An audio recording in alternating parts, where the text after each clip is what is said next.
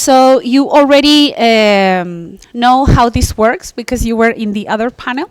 So I'll just say that the presenters here are teacher researchers and experienced researchers in this panel. And we will explore 2 questions for 20 minutes, followed by a 15-minute Q&A. So let me introduce you to our panelists. We are honored to have with us Jasna Guillorme from Universidad Austral de Chile.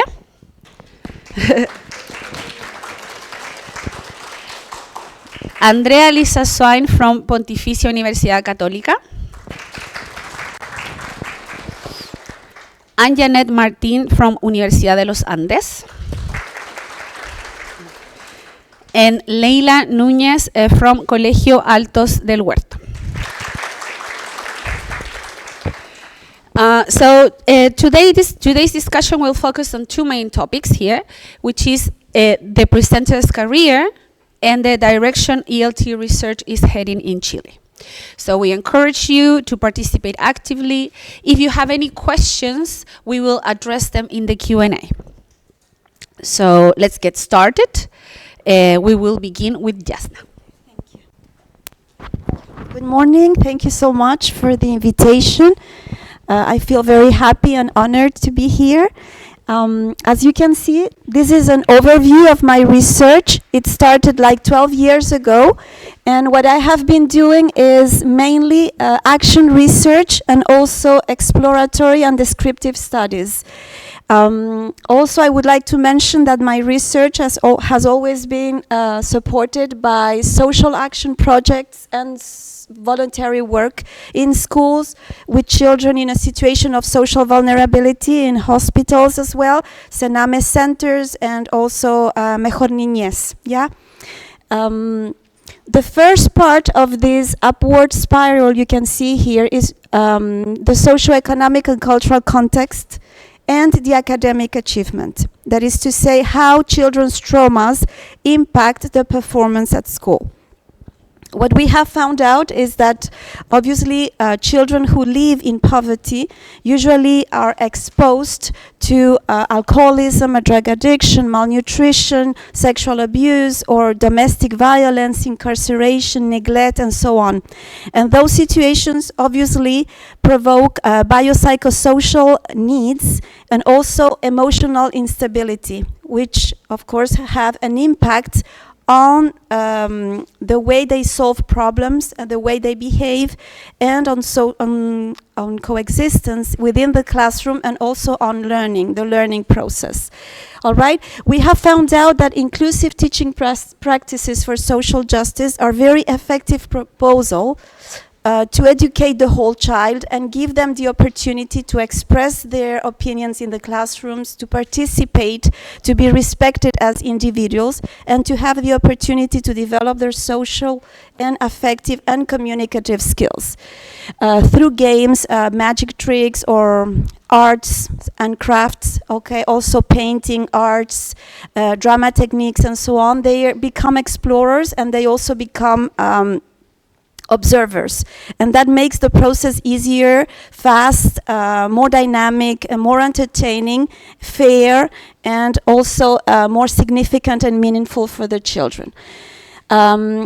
What we also have found out is that affection is extremely related to learning, especially in their cases. Yeah, there is a need to work on social awareness, on self-awareness, on self-management, on responsibility, on decision-making, and so on. Students, especially in those contexts, need to, first of all, learn or develop interpersonal skills, yeah, which become very affected when their context is so violent as it is, okay?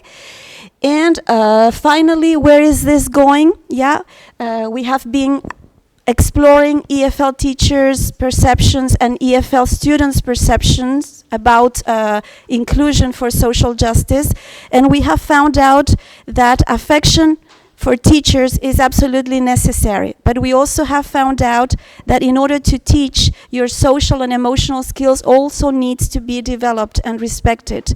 And that doesn't happen all the time. Many teachers have told us that they feel fear, they feel anxious, they feel uncertain, they don't feel that they are being heard or that they are being understood.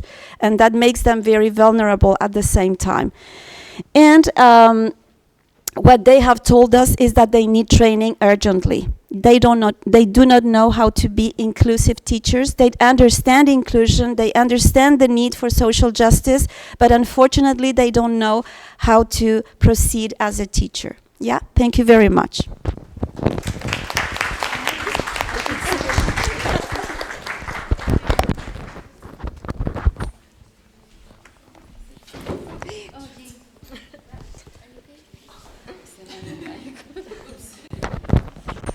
Okay, again, it is difficult to repeat the same thing, and also it is difficult to speak about something you like so much in only 4 minutes. Okay, but I'm gonna do my best. My relationship with school books started when I was a school student, of course, but as a researcher, it started in about 2010 when an undergraduate student in Valdivia wanted to see what was going on with English, with the teaching of English in rural schools. Until then, rural schools had been abandoned in terms of English teaching, and school students in general, weren't teachers of English, so they had to teach several subjects at the same time.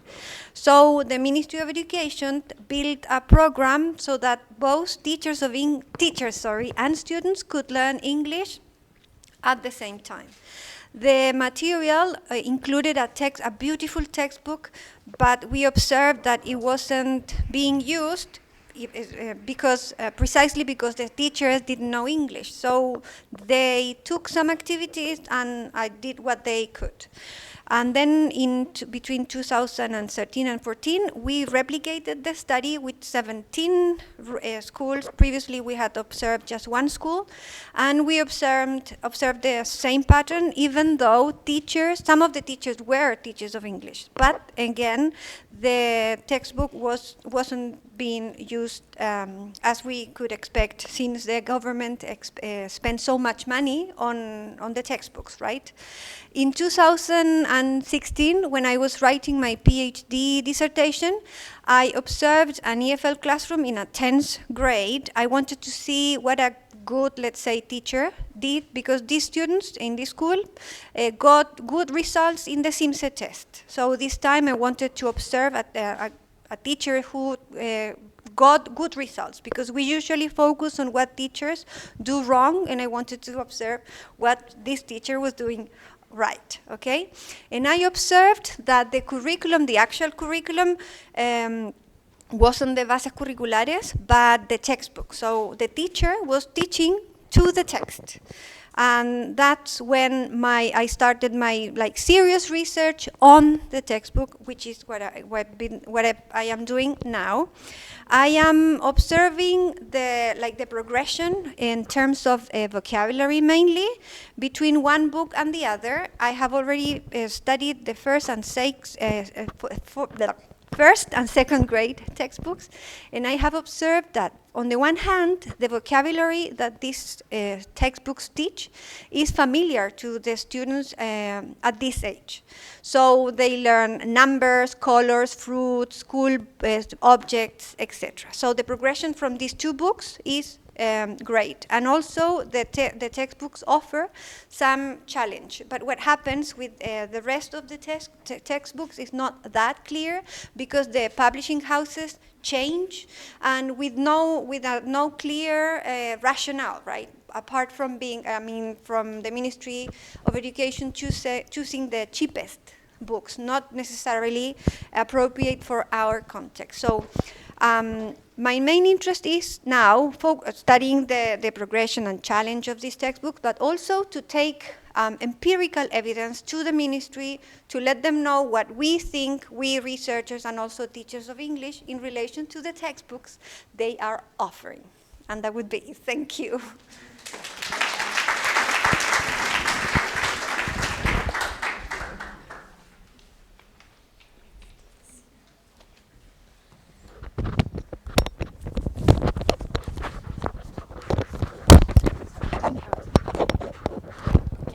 Okay, so first of all, thank you. Can you hear me? Everybody can hear me okay? It's like you have to eat the microphone. It's an honor to be here, an honor to be considered a experienced researcher. So I've divided sort of mine into 3 sections. What the research I've done, sort of the current trends I see, and sort of where I personally would like to go. So I started my research career in Chile looking at initial teacher education for English teachers, specifically how they're prepared to teach English in the methods courses.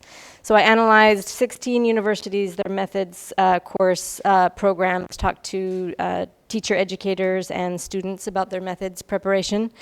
And one of the several of the things that I found were that there's sort of this sense that there was a lot of theory, not enough practice, sort of a history of methods, but not enough sort of practical orientations for the classroom, and that many graduates felt that they were not fully prepared to teach in the realities that they ended up facing.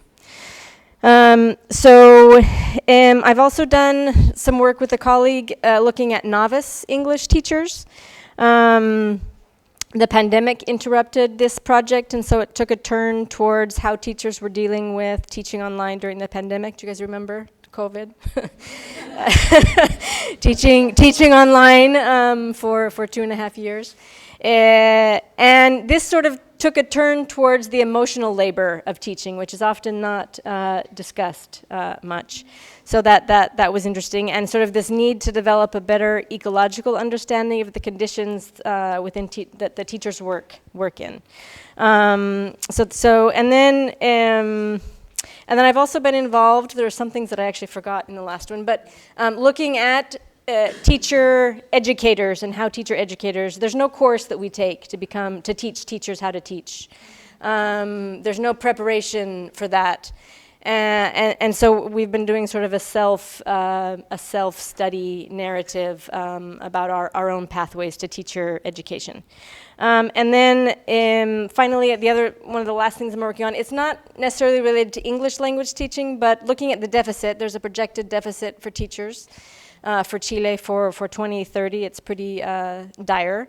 And looking specifically at primary education and how to attract more men into the field. So, but that's not necessarily ELT related. So what do I see in the field? Because teacher educators work in teacher education programs, our most sort of proximate victims, participants are our own students, right? So there is a lot of research on pre-service teachers. So teacher educators looking at how to better prepare future teachers of English. So there's quite a lot about pre-service teacher beliefs, how teachers, pre-service teachers form sort of their professional identity, responsibility, things like that. I think we'll see a lot more with technology. The eruption of artificial intelligence, I think, will sort of, how can it be used for good for language learning rather than sort of replacing language learning? Francisco here is working with avatars and pragmatics. Socio-emotional learning, and I think there's some of that before. The pandemic, Yasna's been working on that for a long time, but the pandemic sort of exacerbated this sense that teachers have for how to deal with the emotional dysregulation. In schools. Other things. Okay, inclusion, the legislation, LETEA, all those things. How that's going to impact the classroom, and then where I would like to go if I have 10 seconds. What's happening in the classroom? How are students learning? What are students learning? What are their motivations? Doing more collaborative research with teachers and schools, and then finally there's sort of been a boom in schools that are adopting bilingual programs, and this is moving even beyond sort of the private elite schools. There are at least 2 municipal schools I know of that are implementing bilingual programs. So how to better support what they're doing and look at sort of what is happening in those schools.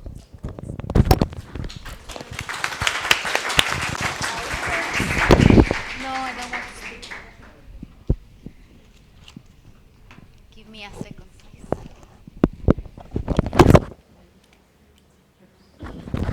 I'm aging. Sorry.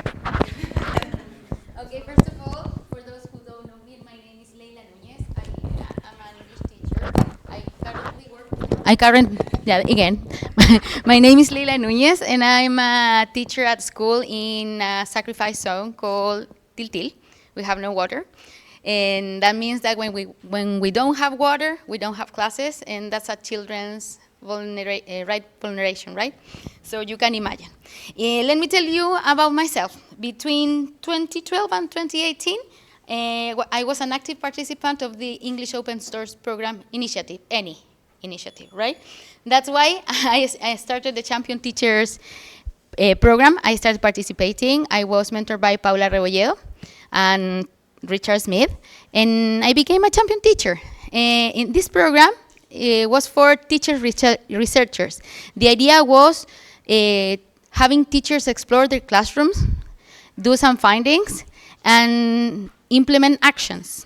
And with that, improve their teaching practices. That became part of my everyday practice, impacting my teaching positively. It's been a while. Maybe I'm not participating in the English Open Source program, but I do carry out exploratory action research by myself. And my last research was based on the overuse of artificial intelligence to solve exercises in the English class in 10th graders, right? And I started using artificial intelligence, by the way. Yeah. Where are the results? Unfortunately, in the binnacle of the school I work for, in the teacher's evaluation portfolio, maybe in the memory of one of the teachers who got interested and asked me what was exploratory action research. And today, I heard that there are some podcasts in Result we can use. Especially, it's a tool for teachers to share with the rest of the community what we are doing, what works for us. From my position, I wondered how many teachers knew about exploratory action research, a jargon-free, non-academic research, etc. And I did my little sampling, right? And I just asked 25 teachers aging between 30 and 57 years old if they had heard about exploratory action research, and many had. As you can see there, I cannot see, 84% of them said that they had heard about it, but they were not using it. And then I asked them, would you use it if it had a positive impact in their teaching? And they said they would. So I wonder if, and that's my question, sorry, the paper-based. Can a framework that started in Chile and has spread worldwide stay behind stage in research? I think it deserves a place. By the way, it was a Chilean female PhD who did it, so it deserves it. So, regarding the second question, I committed myself today, in the morning, that to continue working on this, and making a network between schools and universities. But don't forget about the ELT teachers working at academies and professional institutes. They do have a word. And I'm sure if we continue working together, we are going to enlarge, expand, and what's the other one? Extend the repository of what we do in our classrooms. And if we have a repository, we are going to be learning from each other. We have to make our voices heard. We are the reason, teachers, to make this ELT world work here. And finally, we should be oriented to strengthen our networks and expand it, including all those who make ELT possible. Thank you.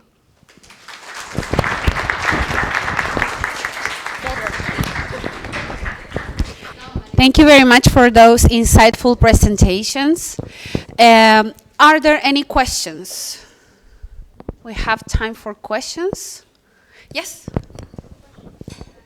To someone in particular or in general? I have a question for Leila. Okay. We're doing action research as part of our progressive studies, and I was wondering, how do you do exploratory action research in schools? Like, do you have the support of a university to test the instruments, or is this just something more free in a way? Yeah, that's one of the characteristics of the exploratory action research, because it's not an academic framework. It was made and intended to teachers. Teachers having 44 hours in the classroom, so they don't have time, right? So you include it in your everyday practice. You explore using teaching strategies like a poll, okay? You do focus group in the class, right? So, and you look for measuring tools that can be done in the class and that you can quickly check, right? And of course, my bosses never support that because I'm going to have a word to say. It's like, if I'm doing this, it's because I have foundation. So, I mean, I'm not sure if they are interested, actually. It's like, but my colleague, the younger, why are you doing that? Because I want to be a better teacher. Learn. Because it's, as I'm telling you, I'm not publishing anything, and if I had to publish, I have to follow it's for myself, right? But now that I committed myself in the morning to publish, yeah, I will have to do it. Now, Let's work together. let's work together. Yeah. Yes.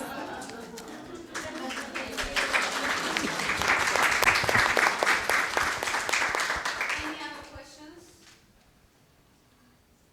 More questions? We were very clear. It was all so clear.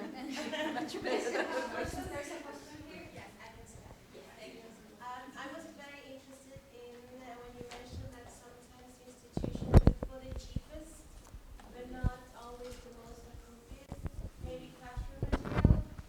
So how can we work on that? Because we know that the cheapest is not always the best. So how can we approach that and sort of convince that the thing we do is maybe the best option? Well, I think we definitely have to do it together because I have just one point of view, but Leila's point of view is the most important. Maybe, yeah, I can do something from my, like the linguistics point of view. I can say, well, you see this textbook, the thing is that the textbooks look fine. They are attractive, they are of good quality, but something in the context is not working. So, as Leila is saying, we need to work in collaboration. And Janet can also have a word in the way that what happened. You wonder what's going on in the classroom. So, yeah, it is not. It definitely cannot. I cannot approach the textbook from one point of view. I need to know teachers' perceptions, and the ministry has to listen to us because same as your boss. Your authorities don't listen to you. In general, authorities don't listen to us. I don't know if I answer your question, but yeah, you're welcome. First of all, definitely it is the context, because first of all, there are a few teachers who remain in the system more than 3 years. We are constantly changed. For example, my students had kind of 7 teachers between primero medio and segundo medio. Maybe, yeah, daily, it's till transportation problem, context problem. So the teachers don't remain there, and they are fired at the end of the year. So they don't follow. The teachers don't follow a thread. They start all over again, and the students didn't have the level. My students in segundo medio have an A1. So when they look at the book, Yeah, they see lots of beautiful pictures, long paragraphs, lots of reading. They get frustrated, and then they get the applications for translating immediately and solving the problem. That's what happens. So what do I have to do? I have to do activities. Because the boss says that the book is an universal resource because parents don't have to pay for it. It's a benefit. It is a benefit. And we think they are considering that. But it's not for that context. So I was proposing we should have kind of a teacher pays teachers, but in Chile, done by Chile, and according to the curriculum where all of us can add an activity and we can download it in PDF. That's it. Because you are going to choose the suitable for your classroom. Thank you. Just if I can add something to that, I think teachers also. I mean, sort of from teacher preparation. I think we need to give teachers more tools on how to work with the textbook, because the textbook's the textbook, right? It's sort of what it gives you, like what vocabulary you should be covering, the types of activities, what students might know before that. But no textbook is perfect. There's some more or less attractive, more expensive, cheaper, etc. But how to transform activities into better activities, I think, without a lot of work. And I think that that is something that I think teacher education should be helping out with more. And I totally support the Teachers for Teachers, getting some sort. I've had that idea for a long time, but I don't know how to get it up and running. So, yeah.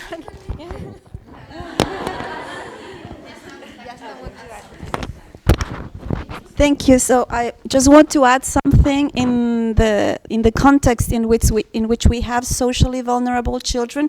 We have found out that the textbook is more of an obstacle than a contribution. The contents are too many, just as an example, and we have also found out many social issues that are very offensive for our students. I do remember a reading in which was called "My Family Loves Me," and in the context where I work, I've been working in a school where 80% of the students belong to children's homes.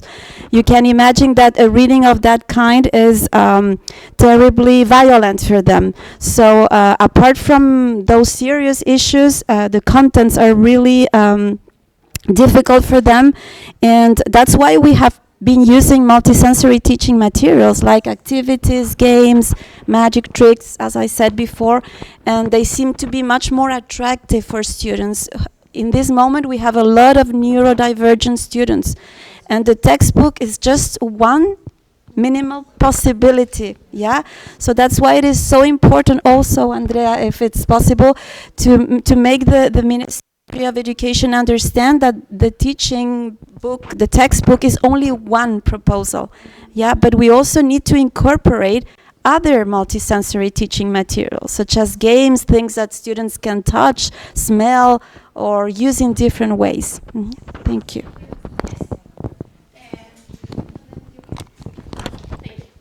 So currently I'm working in a public subsidized school, and you have a formation. I understand, I get it because I live it today.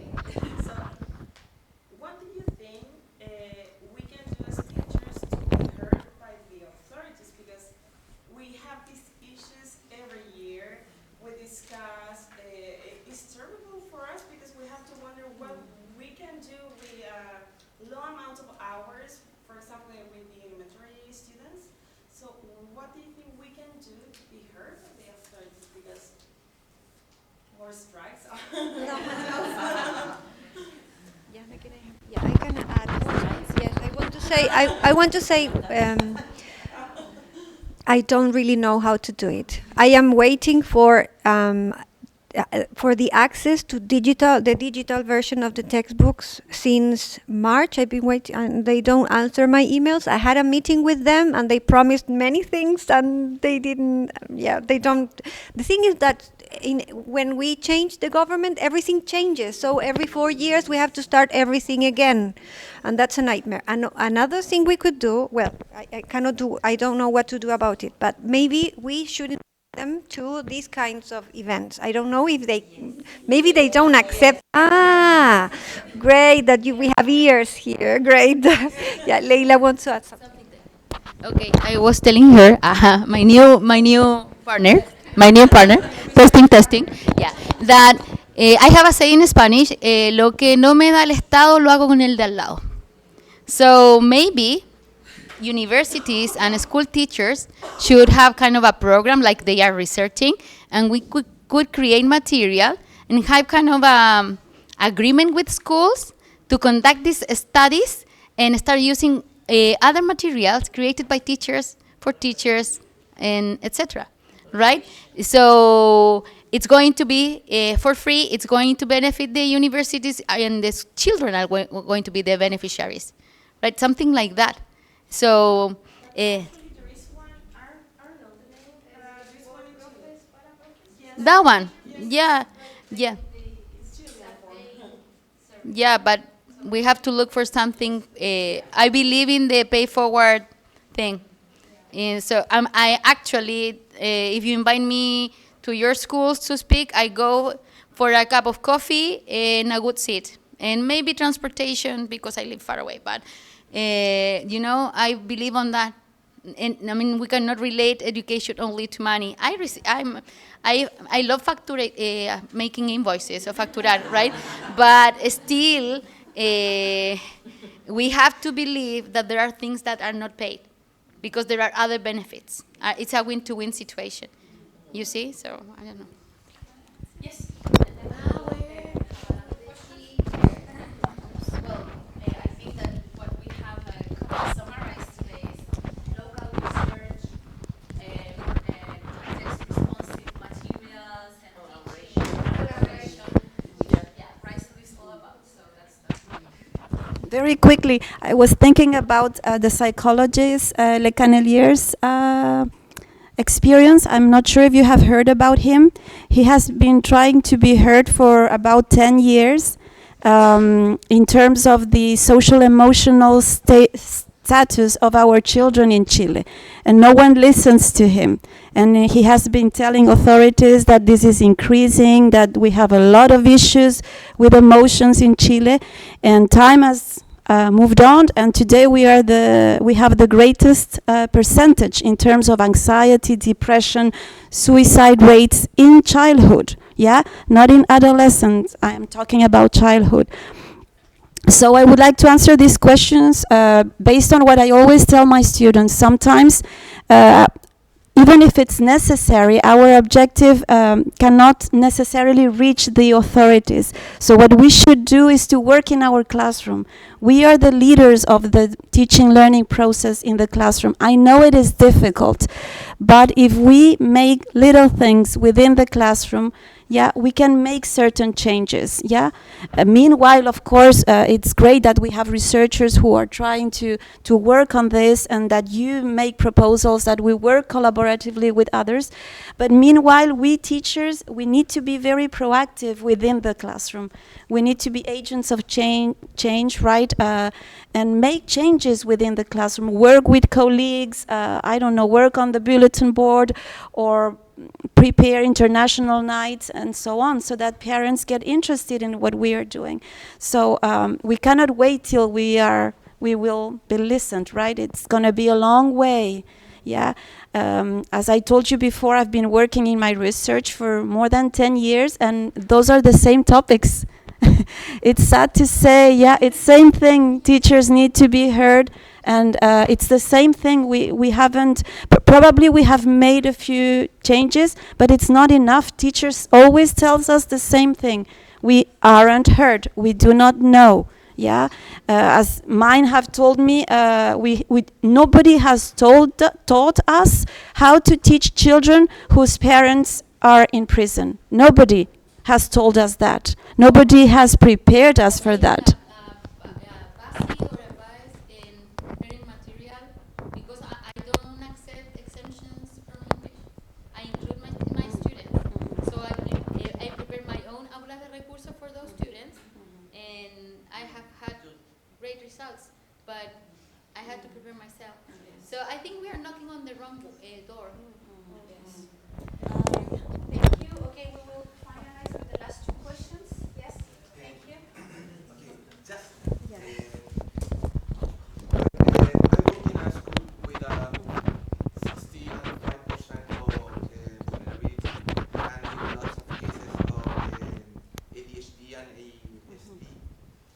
So in these cases, what are the main characteristics that a teacher should have or should develop in order to connect with these students?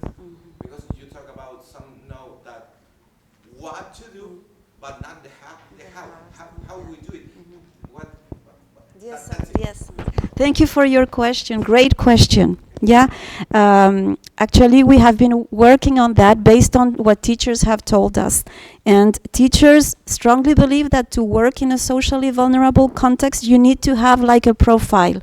Yeah. No, it's not a job that everyone can do. No. That's they agree on that. Yeah. And well, the first thing that they seem to have is a tremendous vision of the profession. Yeah, they mainly understand that they work with, but also for people. Yeah, this is something that they love. They are passionate about. They are worried about. They are very concerned about it. And it's impressive to see how they are very energetic in spite of all the difficulties that they see. So this is something that we have found out, okay? They have a great vision of the profession. And also their social awareness has been very much developed. They have a lot of empathy. Empathy is crucial in here. Yeah, a lot of patience. They are very flexible. And they strongly believe in affection. Yeah, because not all teachers believe in affection, and that is okay. Yeah, we are different. Yeah, it doesn't have to be that way. Yeah, but in here, most teachers believe that if you give or provide your students with love, okay, they can respond to it. And they are interested in dealing with families, in talking to them, in organizing school events. They are usually very proactive. And of course, they feel vulnerable. They are exhausted, they are tired, but at the same time, they won't stop working, yeah? And they are very aware of that. So my admiration and respect for those teachers, for you too. Thank you.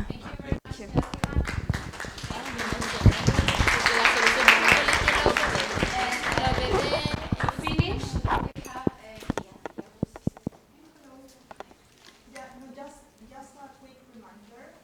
There is one thing that doesn't change in our curriculum, and that's the bases curriculares, right? So that's like our Bible, and that's the one thing that's mandatory by law. And all the rest of the resources that we have, such as the programs, the plans, and the textbooks, are resources that help us to fulfill the objectives that are settled in the bases curriculares. So that being said, it is a resource. Of course, there is no resource that's perfect. We know that we need to probably make changes in the textbooks. However, I do believe that it could potentially be, it is a problem that needs to be solved. We, as the English Open Source Program, we are not the responsible ones to make these changes. It's in another area of the Ministry of Education, but for sure we can help channeling these comments that you guys have about the textbooks. And if you have not received any answers yet, I can be the one helping you to get these answers. You are the Lord. The English of Yes. You could write me an email. I can help you getting the information that you need so you can continue researching on this topic, and maybe we can find a solution. Yes, that's very nice. Thank you. Okay, well, thank you very much for that enriching discussion, for the questions, for your engagement with this with the presenters, and that's it for today. Now I invite you to the canteen for a coffee break, and thank you very much.